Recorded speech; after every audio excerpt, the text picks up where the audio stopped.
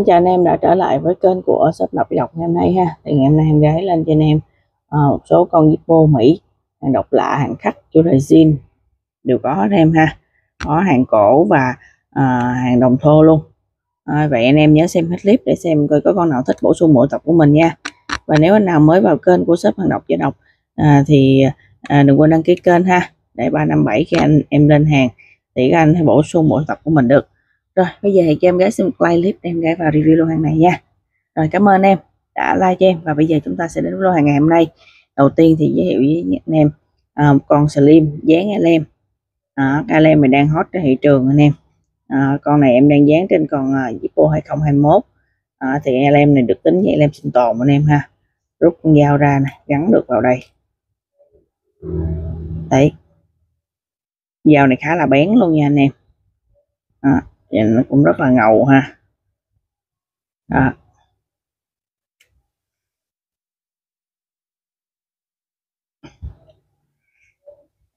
Gắn xuống lại đi, gắn sai chiều.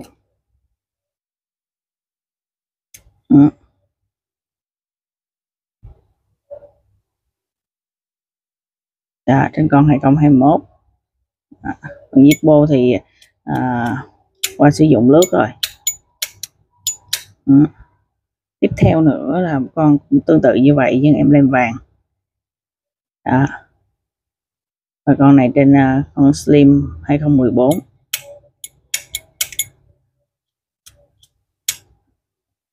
Đó, anh em tùy thích ha. Rồi tiếp theo nữa là một con Zippo New.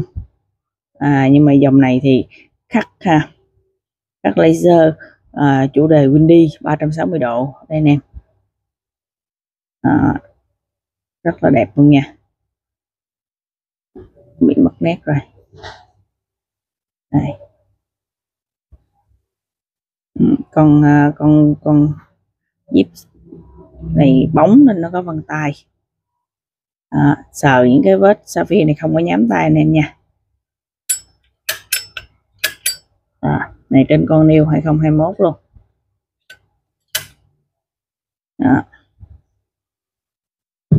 Tiếp theo nữa một con cũng khắc sapphire, khắc laser trên con sapphire xanh. Không, con này con titan anh em. Con này lên titan 2001. Đáy dạ quang nha, con titan mà titan.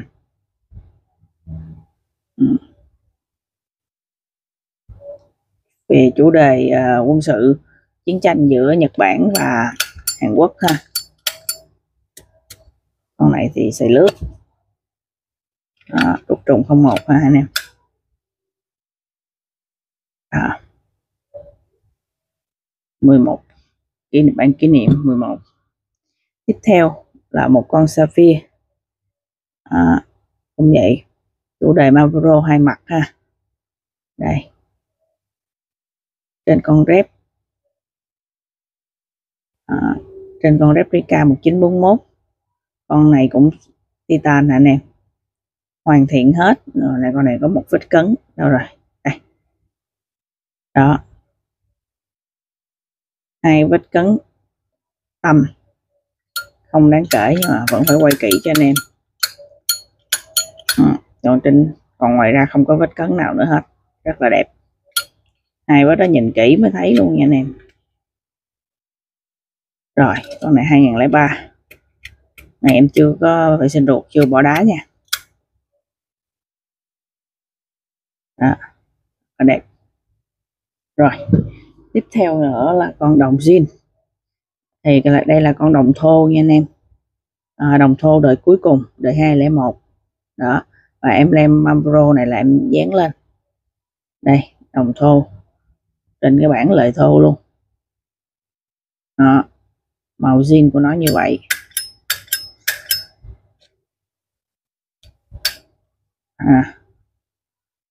Tiếp theo cũng là con đồng thô, em đem camel là em dán lên ha, con này trơn đó.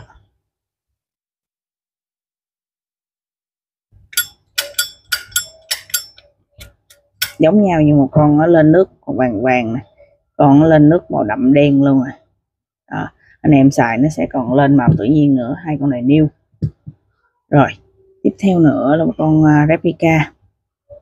Chủ đề này zin hãng nha, khắc ăn mòn đổ sơn zin hãng về trận đánh Iwo Jima. Chủ đề zin hãng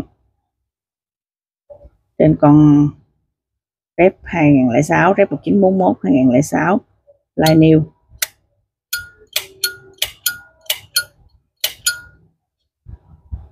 Ruột trùng 06 anh em nha.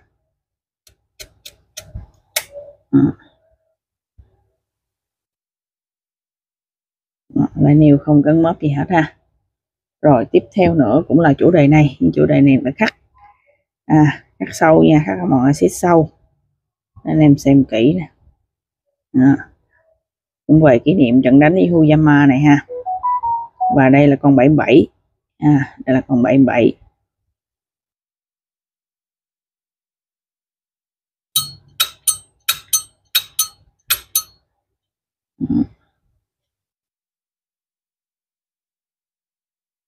Ruột zin ha.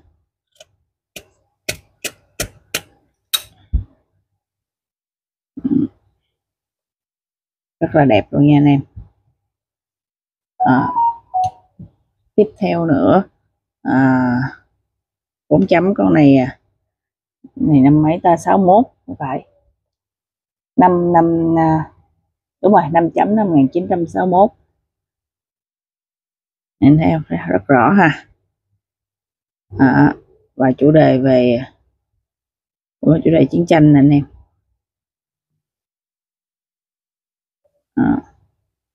Chiến tranh thế giới thứ hai, cắt sâu nha, rất là đẹp.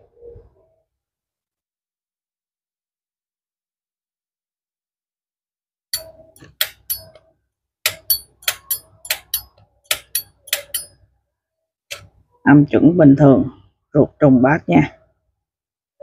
Ruột trùng bát, bánh xe chỉ, lưỡi gà lúa ha, ruột nguyên zin.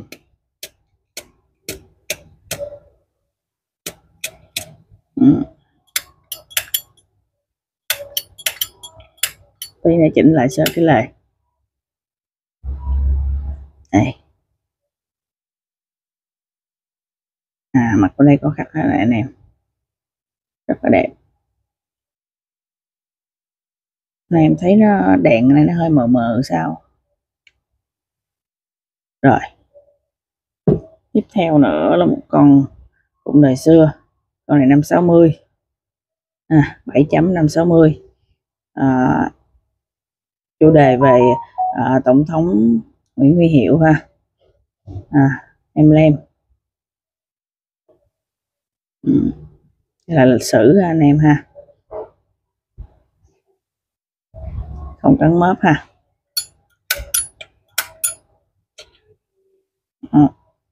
Ruột cũng vậy, trùng ha, xe chọ chỉ, gà lá lúa zin hết.